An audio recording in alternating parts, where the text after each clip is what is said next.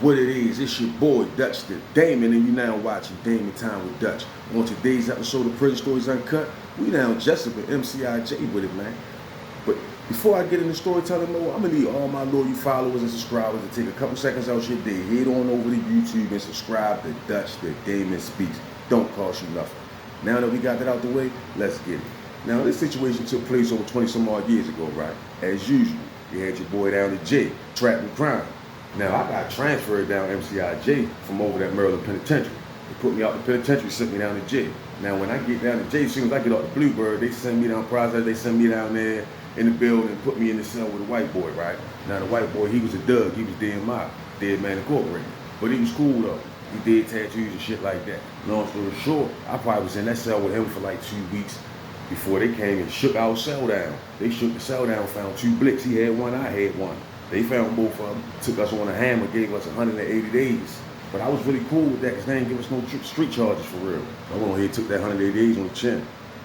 So I really didn't even get a chance to meet the brothers in the prison because they took me on lockup when I was only there for 2 weeks. And if you know anything about the good brothers, when you come on location, you can't just mix right in with the brothers. They don't know why you down there, what's going on, what happened. So you got to go on ice for a little while until they find out why you down here, what you got transferred for. Make sure you still in good standings with the brothers. So my clearing process I hadn't even been cleared yet. So I hadn't even met the brothers in the prison yet for real. So when my 180 days was up on lockup, I come off. That's when I get cleared. That's when I meet all the brothers, right?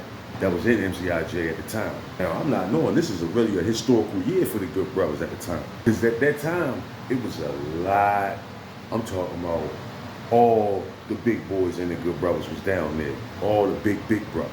You know what I mean? Certified members. They was down there at this time. So you know, whenever it's like that, when all the top dogs down there, it's gonna be a tight shift down there. They're gonna run it with an iron fist. So if your ass got a position, you better be doing it right. Cause Big Slim and them ain't playing. And I can remember, right? There was a lot of older brothers down there at the time. I'm talking about brothers in their 40s and 50s. A lot of young ones. It was more young ones, but it was a whole lot of older brothers down there at the time. I think the count down there that year was like almost 300 something brothers in MCIJ at the time, spread out in all the buildings. So just out of one building, we might go in the yard, it might be 50 of us. No sympathizers, no hang-arounds, no dudes that's just walking with us, all members. So like I say, when it's like that, it's a tight shift, right?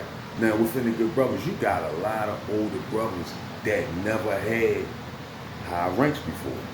They just been in the mix, putting in work and doing a lot of the cruddy shit, but they never really held no seats really. Never really had no desire to hold no seat. But see, when the big brothers on location, they look for the older members to give the positions to run the location, right? So I can remember one day out in the yard, a meeting got called. Big brother went on ahead and selected 10 people to run the prison. They gave them their ranks, right? All older members who've been around 20 plus years putting in work. These 10 guys from out the field, they went on ahead, got their positions, they in charge. Only motherfuckers they got to answer to is the big brothers who really just lay back. Now, something happened that year in another facility. A call got made by one of the top dogs in the Gang Task Force Administration. They grabbed up a lot of the big brothers and sent them up company. So all of the big brothers that was down to J at that time, they got grabbed up and shipped up Cumberland. But remember, they had already appointed 10 people to run MCIJ. So those seats were solidified. Even though the brothers got sent out, those 10 people were still there running the show.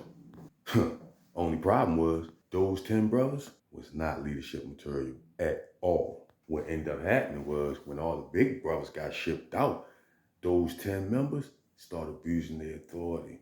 Cause they ain't had nobody over top of them no more on location. So this where egoism kick in at. They making all us work out 4 times a week. They ain't working out themselves, sending brothers on missions they wouldn't do themselves. One of them even put their hand on a brother and thought he was justified because he had rank. They was getting high, running up bills, knowing that ain't nobody gonna fuck with them because they got them positions, right? And they showing favoritism to the older brothers because now they in power now. So everybody that came in around the time that they did, they showing them favoritism, and all the little brothers, the younger brothers that ain't been around as long as them, they was showing signs of oppression, like they was oppressing the little brothers, trying to son them out, shit like that. Now, when I say little brothers, I'm just talking about brothers that's younger than them and ain't been around as long as them, but You talking about little brothers that put in a lot of serious work over the years. That ain't gonna stand for that. So all of this abuse of authority is starting to come together, starting to come to a head. Little brothers ain't feeling it. So one day we come out in the yard where we would normally be all together. It's a big split. I'm talking about you got 30-something people over here, 20-something people over here, looking at each other, ain't feeling each other. So the younger brothers with video statements, we're gonna leave his name out of it. For the younger brothers, they had a spokesperson that was stepping up for them and speaking for them. And the older brothers, they was the ranks, so they was in charge really. So we out in the yard, I'm over there with the young niggas. One of the older brothers walk over like, man, what's going on? What's this, man?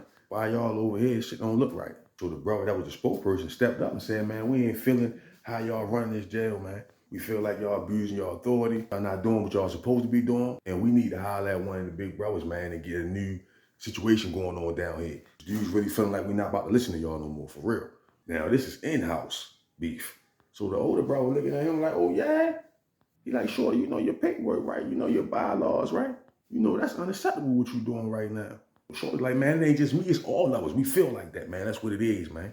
We not listening to y'all no more. So the brother like, oh yeah, all right. He walk off, go back over there with the older brothers. When he do that, all the little brothers strap up. I'm talking about out in the yard, they going and they dips, pulling them blicks out. When the older brothers see this, they like, whoa. So they all band together tight. And now it's a face-off. Because all the young brothers already know what's getting ready to happen. They gonna try to say niggas ain't follow the directive. They ain't follow the directive. And they gonna try to pick us off one at a time. So all the little brothers was like, man, before we let them do that, man, let's hit.